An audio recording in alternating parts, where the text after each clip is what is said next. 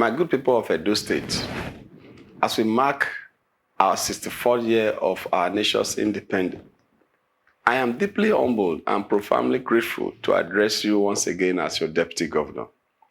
This moment celebrates our democratic values and the triumph of justice. As we mark this year's independence, let's reflect on the sacrifice made by our forebears 64 years ago to secure not just our freedom, but also the right to shape our destiny. My journey has been long and challenging, marked by perseverance and unwavering commitment to the rule of law. Today, I celebrate a victory for democracy and the people of Edo State, a testament to the power of resilience and justice. Together, we achieved victory in the last election, restoring faith in governance and prioritizing our people's aspiration. To the governor-elect, I congratulate you once again and urge you to extend hands of fellowship to those who couldn't make it to Osadebe Avenue.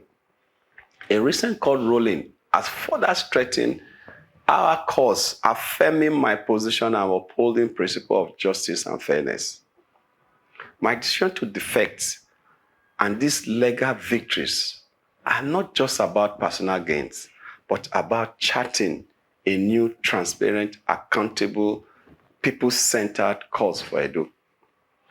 We are all going through difficult times now, and we all need to come together and think for our country, contribute our little efforts. Hope is a hallmark of strength, and this is the time to uphold it. Let us all hold on to God in our quest to make Nigeria a better place, as our challenges are not insurmountable. To my supporters and fellow citizens, thank you for standing by me.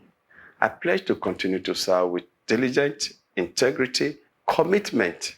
Together we will reach even greater heights. Thank you, and may God bless Edo State and the Federal Republic of Nigeria.